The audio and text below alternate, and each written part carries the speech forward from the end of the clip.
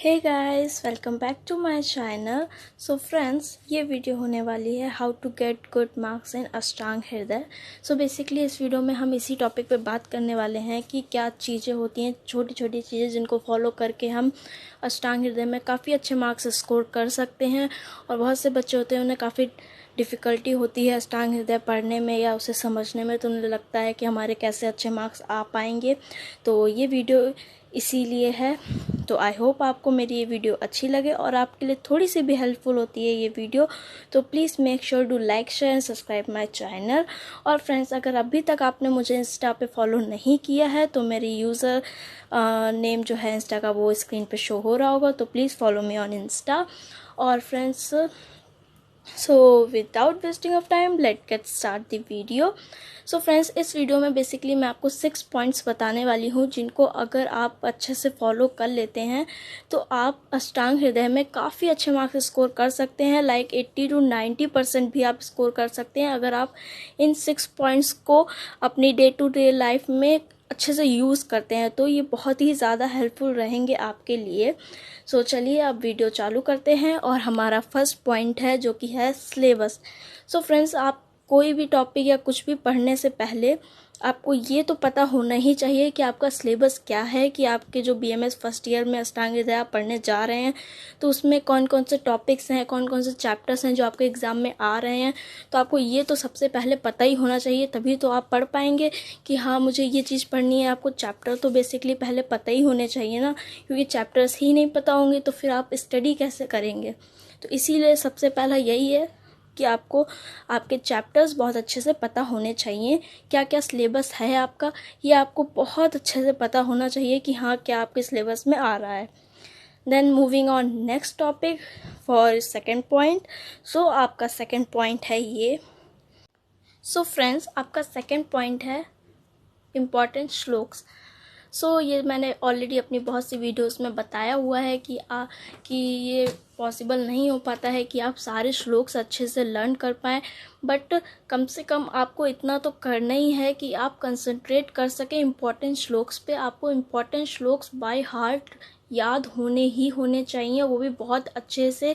और मैंने इम्पॉर्टेंट श्लोक्स की ऑलरेडी वीडियो बना रखी है, अगर आपने नहीं देखी है तो उसका लिंक मैं नीचे डिस्क्रिप्शन बॉक्स में दे दूँगी, आप ज़रूर उसे भी देख लीजिएगा। तो अगर आप सारे श्लोक्स नहीं याद कर सकते हैं तो एटलीस्ट आपको इम्पॉर्टेंट श्लोक्स तो आने ही आने चाहिए। और अगर आप सारे याद कर सकते हैं तो ये तो बहुत ही अच्छी बात है, इसमें तो फिर कोई दो राय नहीं है। लेकिन अगर आप सारे नहीं याद कर पा रहे हैं, जो कि मैक्सिमम बच्चे होते हैं वो नहीं याद कर पाते हैं, तो एटलीस्ट आपको इम्पॉर्टेंट श्लोक्स तो आने ही आने चाहिए। ठीक है, देन अब हम मूव करते हैं हमारे थर्ड पॉइंट पे, जो कि है इम्पॉर्टेंट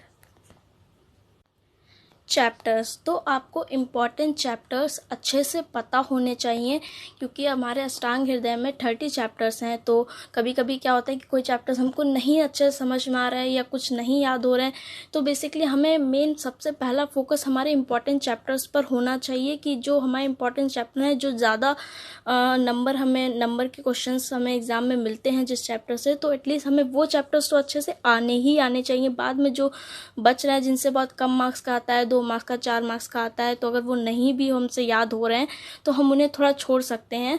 लेकिन जिनसे 15 मार्क्स का आ रहा है, 10 मार्क्स का आ रहा है, तो उन चैप्टर्स को तो हम बिल्कुल नहीं छोड़ सकते। तो इम्पॉर्टेंट चैप्टर्स हमें पता होने चाहिए और वो हमें अच्छे से याद होने चाहिए।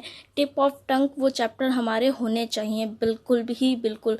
और अगर मैंने इस टॉपिक पे वीडियो नहीं बनाई है, अगर आप लोग मुझे ज़्यादा से ज़्यादा कमेंट करेंगे इम्पॉर्टेंट चैप्टर्स पे वीडियो बनाने के लिए, तो मैं ज़रूर बनाऊंगी। अगर आप ये वीडियो देखना चाहते हैं तो प्लीज़ मुझे कमेंट ज़रूर कीजिएगा कि मैं बनाऊँ इम्पॉर्टेंट चैप्टर्स पे वीडियो। सो फ्रेंड्स, बढ़ते हैं हमारे नेक्स्ट पॉइंट पे। सो फ्रेंड्स, हमारा नेक्स्ट फोर्थ पॉइंट है रीडिंग। कि जो चैप्टर्स आपने छोड़े हैं या जो श्लोक्स आपने छोड़े हैं, मतलब अभी तक आपने इम्पॉर्टेंट श्लोक या इम्पॉर्टेंट चैप्टर्स पढ़े थे, पर ऐसा नहीं है कि जो आपने इम्पॉर्टेंट आपको नहीं लग रहा है आप वो बिल्कुल छोड़ ही देंगे। उन्हें छोड़ना नहीं है। अगर आपको नहीं याद हो रहे हैं या नहीं समझ में आ रहा है, एटलीस्ट आपको उनकी रीडिंग तो करनी ही करनी है। रीडिंग तो मस्ट है, कम से कम 2 से 3 बार आपको उन चैप्टर्स की रीडिंग करनी ही करनी है। सो फ्रेंड्स, हमें रीडिंग तो करनी ही करनी है। तो रीडिंग करने से क्या होगा कि जो चैप्टर्स हमने छोड़ रखे हैं, हमने उनकी अगर रीडिंग की है तो अगर उनसे एग्ज़ाम में क्वेश्चन आ जाते हैं तो हम एटलीस्ट उनका हिंदी में तो आंसर लिख ही सकते हैं। क्योंकि अगर आप बिल्कुल ही नहीं पढ़ेंगे तो फिर अगर उस चैप्टर से कोई क्वेश्चन आ जाएगा तो आप उसके बारे में बिल्कुल कुछ डिस्क्राइब कर ही नहीं पाएंगे, तो आपका आंसर छूट जाएगा ना। तो आपको आंसर कोई भी नहीं छोड़ने हैं, आपको सारे आंसर अटेम्प्ट करने हैं। तो अगर आपने रीडिंग 2 से 3 बार कर रखी होगी तो एटलीस्ट आप उसमें कुछ तो लिख पाएंगे, आपको उस टॉपिक के बारे में थोड़ा बहुत नॉलेज होगी। हाँ, आप श्लोक्स नहीं लिख पाएंगे उस टॉपिक के, लेकिन आप हिंदी तो लिख लेंगे। तो अगर आप वो 5 मार्क्स का क्वेश्चन होगा तो आपको 3 मार्क्स या 2 मार्क्स तो मिल जाएंगे। तो इसलिए रीडिंग तो आपको करनी ही करनी है। देन हम बढ़ते हैं हमारे अगले पॉइंट, जो कि 5th पॉइंट है।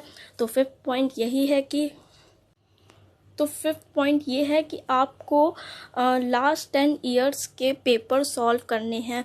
पूरे जितने भी लास्ट 10 इयर्स तक की जितने भी पेपर्स हुए हैं वो सारे आपको सॉल्व करने हैं, बहुत ही अच्छे से सॉल्व करने हैं।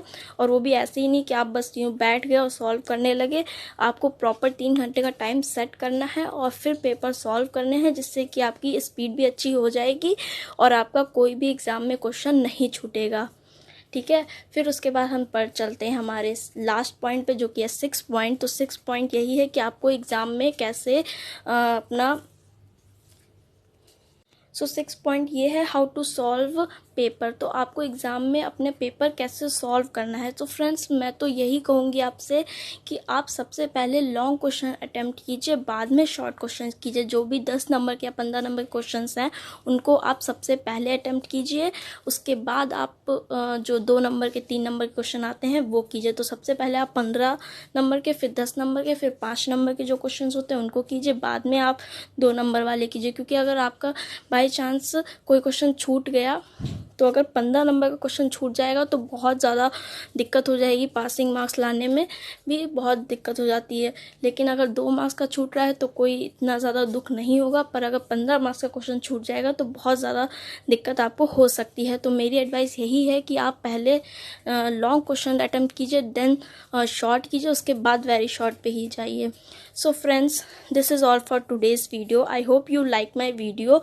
अगर आपको मेरी वीडियो थोड़ी सी भी अच्छी लगे या मैंने जो भी बातें बताई हैं वो आपके लिए थोड़ी सी भी हेल्पफुल रहें तो please make sure to like, share and subscribe my channel.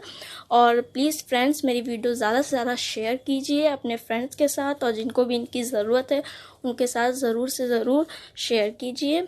So friends, मिलते हैं हम हमारी ऐसी ही नेक्स्ट इन्फॉर्मेटिव वीडियोज़ के साथ। तब तक के लिए बाय गाइस।